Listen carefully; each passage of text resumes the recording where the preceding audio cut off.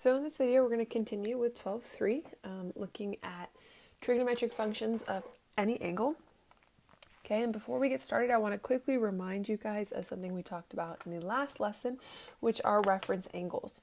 A reference angle is a unique acute angle formed by the terminal side of theta and the nearest positive or negative x-axis. Okay, so to start off in this homework, you guys are going to be finding reference angles given theta. So essentially you're looking for the alpha. That's what the reference angle would be called. Okay, so let's start off by looking at number 10. 10 says theta is equal to 126. So to help us out, I'm going to quickly draw it in standard position. Starts at 0, goes around 26 degrees. Okay, and what we want to find is alpha. So it's that small little yellow angle I just drew between 126, our terminal side, and the nearest x-axis, which in this case happens to be 180. So alpha is going to be 180 minus 126. So this is going to be 54 degrees. Let's look at another example. For 12, theta is equal to negative 112 degrees. Okay, so right off the bat, you know something's different. This time we're moving in the negative direction rather than the positive. So our theta starts again at the x0, but moves in the negative direction. Okay, so what we're going to do first is we're going to find a positive coterminal angle, so an angle that shares the same ending. Okay, and we're going to use that to find our reference angle. So first thing we're going to do is do negative 112 plus 360 to move it into the positive direction. And this is going to be 248 degrees. So this is going to be my new theta. And so then to find alpha, I'm going to use that to find my reference angle, which is right here. Okay, so again, my nearest x-axis is 180. So I'm going to do 248 minus 180, which will be equal to 68 degrees.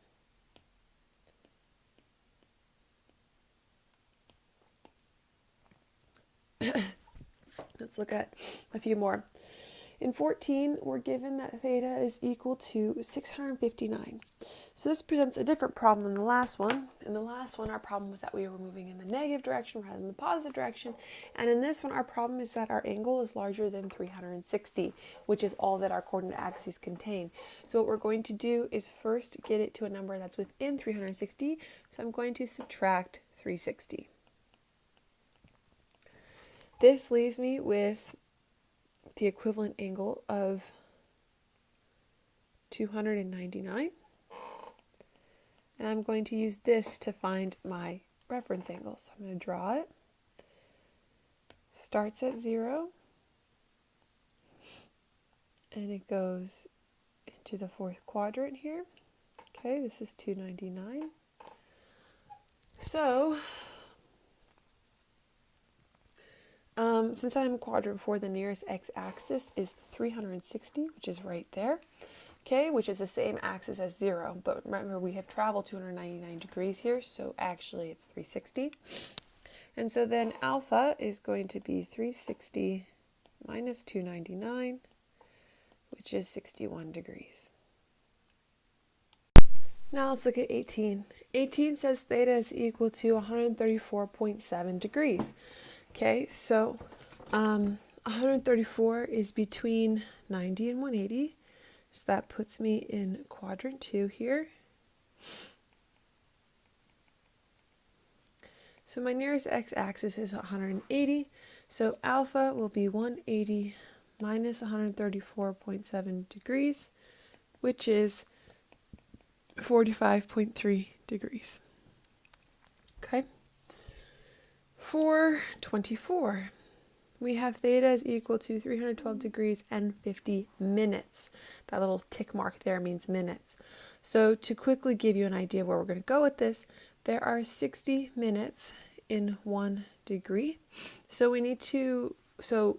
When we subtract this angle to figure out the reference angle, we're going to end up using minutes in here. Now in the notes I started using decimals, and I think that's going to confuse you guys, so let's just work with minutes. So my nearest x-axis from 312, right, if I'm 312 and 50 minutes, I'm about here. So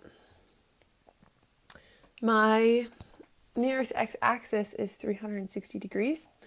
So to find alpha, I'm going to do 360 minus 312 and 50 minutes.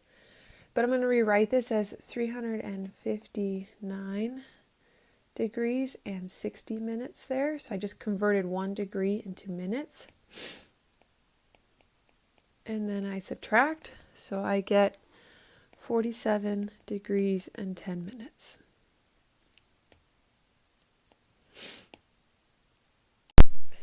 Now let's look at 26. For these next couple problems, they want us to write each of the following as a function of an acute angle.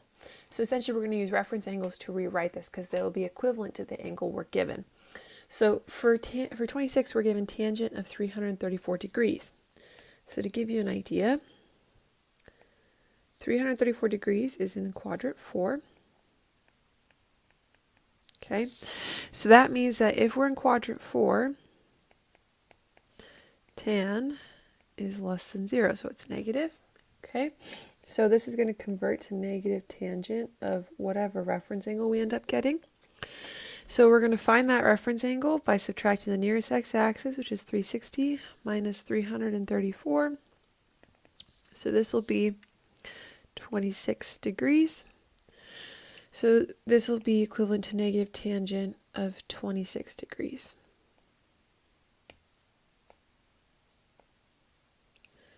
For 28, we're given secant of negative 106. So first thing I'm going to do is I'm going to draw negative 106. This is in quadrant 3 because we move in the negative direction. So first thing I'm going to do is find a positive coterminal angle to use instead of the negative one. And that will be 254 degrees. Remember, all I did was do negative 106 plus 360. Okay, so this is going to be equal to secant of 254 degrees. And so what I'm going to do is I'm going to find alpha using that. So alpha will be 254 minus 180, since that's the nearest x-axis. So this will be 74 degrees.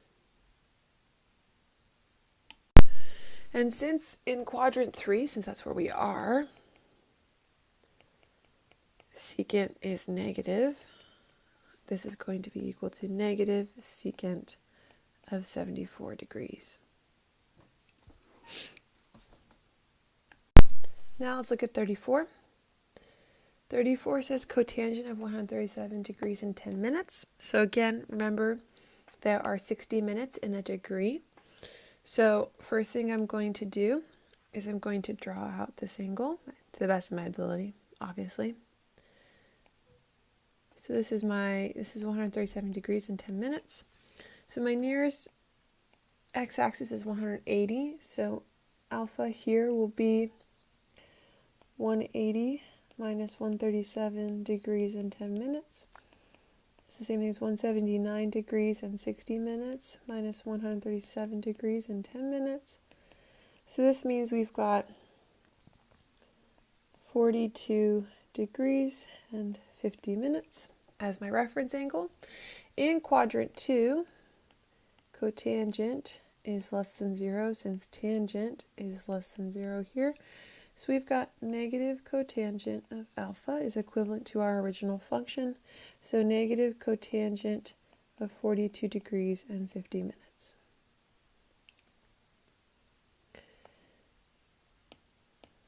Now we look at 42. In 42, they give us the angle 300 degrees and they want us to find the 6 trig functions of each angle that we're given here. So first thing I'm going to do is I'm going to draw the angle on a coordinate axis. 300 degrees puts me in quadrant 4. Okay, and I need to figure out what alpha is. So alpha will be 360 minus 300, so this will be 60 degrees. So this will be what I'll use to find what's called a reference triangle. Now, what's so important about a reference triangle? A reference triangle allows us to find the functions of large angles using using its acute reference angle as a guide. Okay, so since our triangle is 60 degrees, and then this is 90 degrees here, and this is 30, we have, remember, what's called a 30, 60, 90 triangle. Now, to give you a quick refresher, 30, 60, 90 triangles, the side opposite 30 is equivalent to x. The side opposite 60 is equal to x times root 3, and the hypotenuse is 2x. So what we're going to do is replace x with the value of 1. Actually, sorry, no, we're not replacing it with 1. We're going to divide everything by 2x to make our hypotenuse equal to 1. And so we get that the side opposite 1/2 is 30, the side opposite 60 is square root 3 over 2, and then the hypotenuse is equal to 1. This allows us a little bit, this puts the angle on the unit circle, which allows us to use it. Okay, so for 42 we have 300 degrees, so we're going to find sine of 300. Now this is just, this sine is equal to opposite over hypotenuse, so this will be negative root 3 over 2 over 1, which is negative root 3 over 2. Cosine of 300 is going to be adjacent over hypotenuse, so that's 1/2 over 1, which is equal to 1/2. And tangent of 300 is opposite over adjacent, so that's going to be negative square root 3 over 2 over 1/2, which is going to be equal to negative root 3. So essentially tangent is just the numerator of the sine over the numerator of the cosine. Cosecant 300 will be equal to negative 2 over root 3. We cannot leave that radical in the denominator though, so we rationalize that up. That's negative 2 root 3 over 3. Secant of 300 is 2, and cotangent of 300 is the reciprocal of tangent, so that's negative 1 over root 3. We cannot leave that radical in the denominator, so we rationalize to negative root 3 over 3. And those are my 6 trig functions. In 44, we're given the angle 480 degrees. Okay, so similar to one of the examples we did before, this is larger than 360, so we'll not be able to put it on the coordinate axes without first simplifying. So we're going to subtract 360 from 480, and we get 120. So our angle moves a full circle around and then 120 degrees more.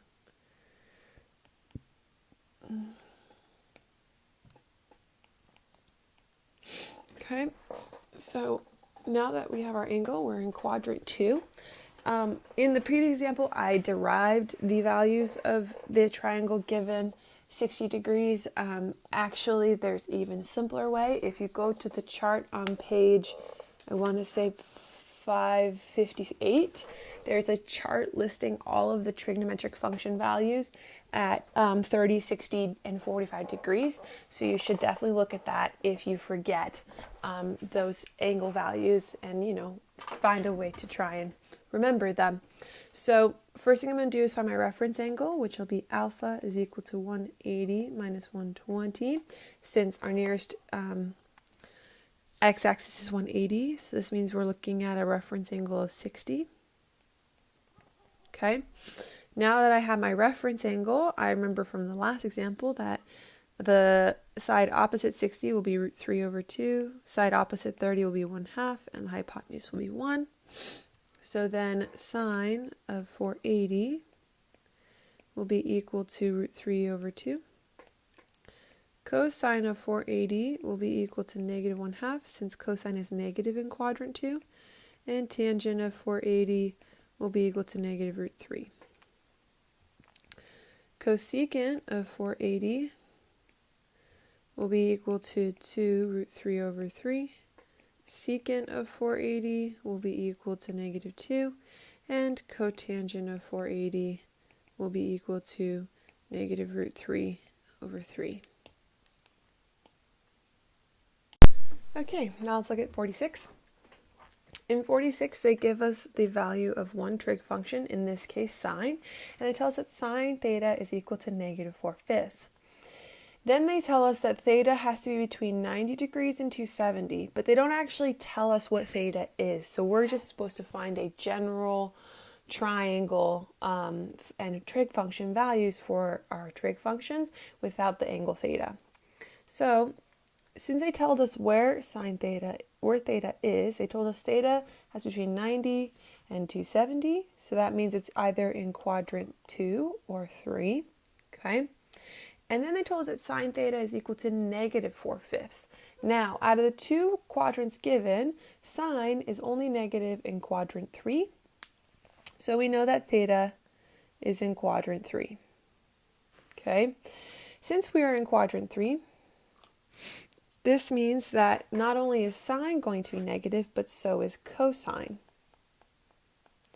Right? Now, we don't actually know the value of cosine just yet, but we do know that from sine we have that the opposite of theta, right, is negative 4, and the hypotenuse will be 5. So in order to find our cosine, what we're going to do is Pythagorean's theorem. So we have x squared plus 16 is equal to 25, x squared is equal to 9, x is equal to 3. Now, remember how I said that cosine is negative, so the x value of this triangle must also be negative. Okay, so from here we know that cosine theta is negative 3/5 because it's adjacent over hypotenuse. Tangent theta is equal to 4/3. Cosecant theta is the reciprocal of sine, so that's negative 5/4. Secant theta is equal to negative 5/3. And cotangent theta is equal to 3/4.